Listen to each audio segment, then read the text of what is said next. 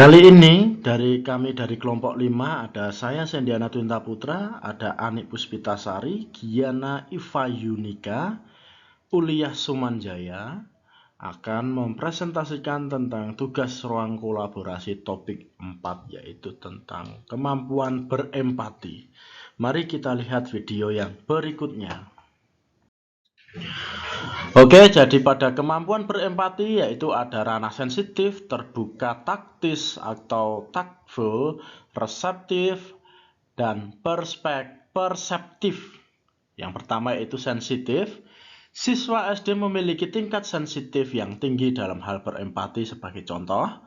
Jika ada temannya yang sakit, sekelas ikut menjenguk.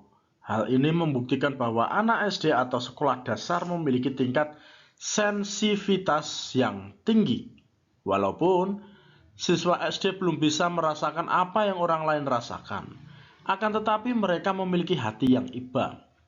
Jadi hati yang iba ini adalah sensitivitas yang dimiliki anak SD, walaupun mereka belum bisa merasakan atau menerapkan apa yang dirasakan orang lain, ya.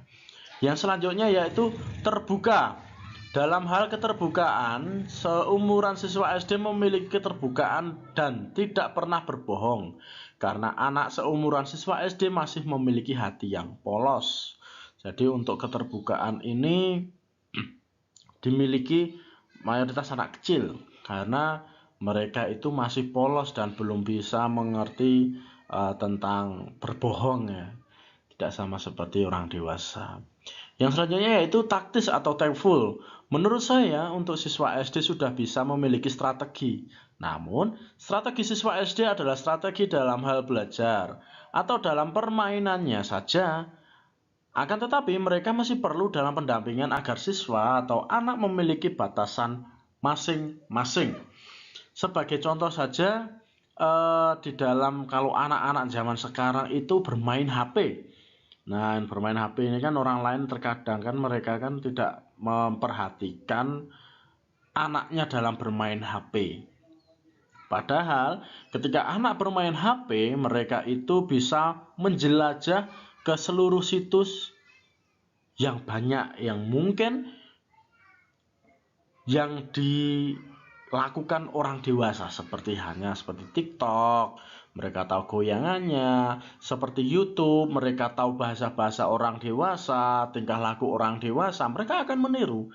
Sehingga anak tidak tahu batasannya itu sampai mana, padahal anak itu batasannya adalah tentang pelajaran dan permainan.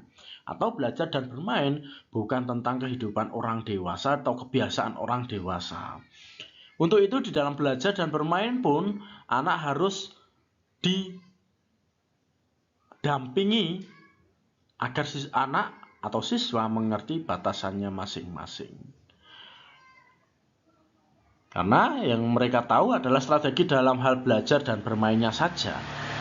Langsung lanjut kita yaitu reseptif.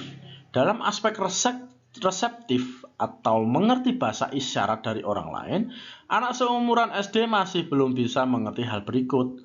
Dikarenakan anak kecil atau seumuran siswa SD masih polos, sehingga belum bisa menyadari apa yang orang lain inginkan. Ini anak SD hanya mereka merasakan, mereka hanya melihat kalau semisal temannya jatuh itu kasihan, tapi nggak bisa menerapkan mereka sebagai orang yang jatuh. Jadi hanya merasa kasihan saja, merasa iba saja, sekedar iba saja. Nah, langsung lanjut yaitu perseptif. Hal ini sama seperti yang ada pada reseptif, dikarenakan siswa SD masih polos dan belum begitu bisa mengerti keinginan orang lain atau temannya, namun mereka hanya memiliki rasa iba, hanya sebatas memiliki rasa iba. Demikian dari kami kelompok 5 presentasi tentang kemampuan berempati siswa. Terima kasih.